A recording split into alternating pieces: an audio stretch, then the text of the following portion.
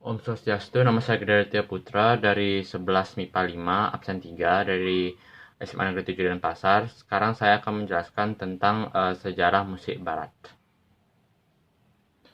Saya akan membuat presentasi saya sedikit simpel dan cepat supaya tidak terlalu banyak menghabiskan kuota saat menonton. Sejarah musik barat.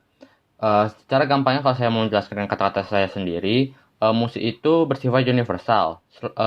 Seseorang itu tidak perlu mengerti lirik atau bahasa dari lagu tersebut selama mereka mengerti dan menikmati irama, melodi, nada dan hal-hal lain dalam musik tersebut. Tidak perlu mengerti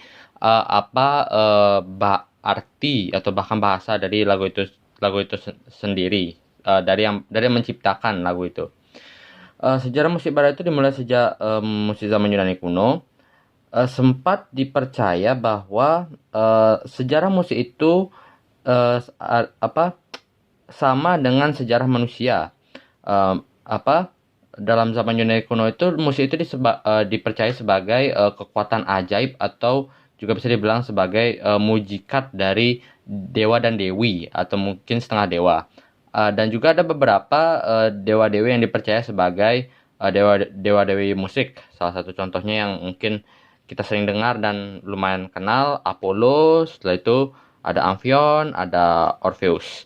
Pada masa ini juga ada dua alat musik yang lumayan dikenal, yaitu Lyra dan Aulos.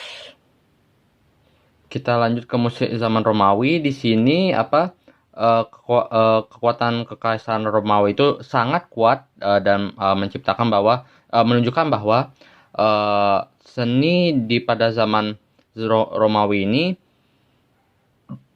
lumayan berkembang. Salah satu contohnya adalah perkembangan jenis musik di sini adalah tiup dari logam seperti trompet dan horn.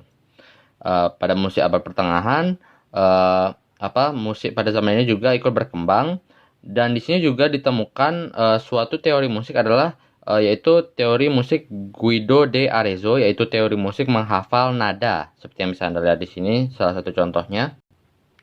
Setelah itu dilanjutkan lagi pada musik zaman Renaissance pada tahun 1350 sampai 1600. Dalam bahasa Prancis, kata Renaissance itu berarti lahir baru, menemukan kembali jati diri manusia.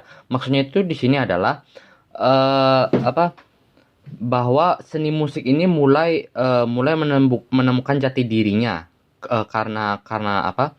Karena maksud dari kata Renaissance ini mulai juga beberapa karakter komposisi terkenal. Salah satunya yang paling kita kenal mungkin ada Leonardo da Vinci, setelah itu ada Raphael, ada Michelangelo, ada Cellini, dan berbagai komposisi lain di zaman Renaissance ini. Setelah itu kita lanjut lagi ke zaman Barok pada tahun 1600 sampai 1750. Pada masa ini musik Barok itu sebenarnya tidak terlalu bagus ya. Banyak dikritik, harmoninya kurang jelas, gaya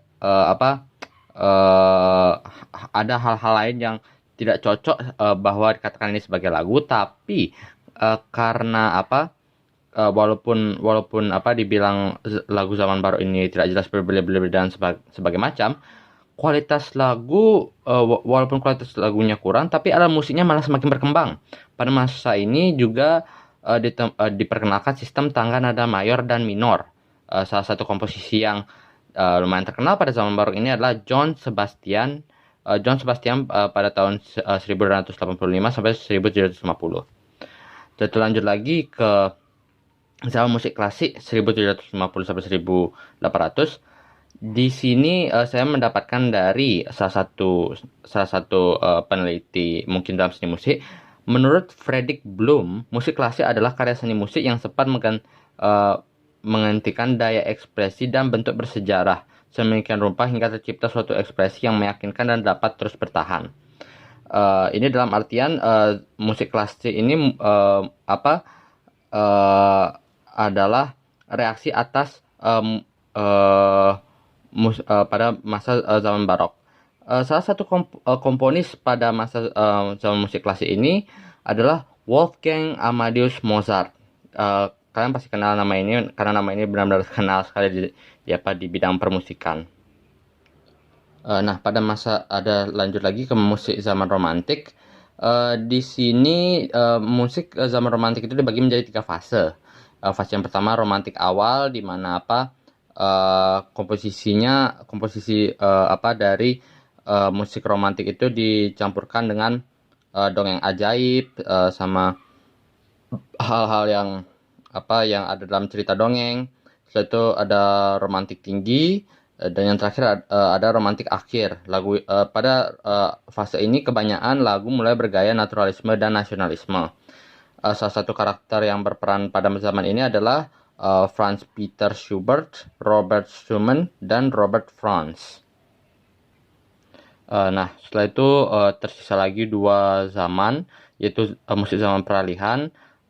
Ini mulai sebenarnya musik zaman peralihan ini sebenarnya udah mulai masuk ke zaman modern, jadi saya akan langsung menjelaskan ke zaman modernnya saja. Satu hal yang bisa saya bilang, musik pada zaman modern ini, zaman yang kita tinggal ini sekarang itu sudah banyak sekali berkembang. Sangat luas, bahkan kan dimulai dari gaya impresionis yang dimulai dari Claude Achille Debussy pada tahun 1862 sampai 1981, hingga musik kontemporer yang sering muncul dengan adanya teknologi audio visual modern yang sering kita dengar sekarang. Ya setidaknya sekian presentasi saya. Maaf kalau kurang mencapai ekspektasi Bu Guru, tapi setidaknya saya sudah menjelaskan dengan cara dan gaya saya sendiri tentang apa dan bagaimana sejarah dari musik barat tersebut. Sekian dari saya tutup saja dengan Parma Santi. Om Santi Santi Santi Santi Om.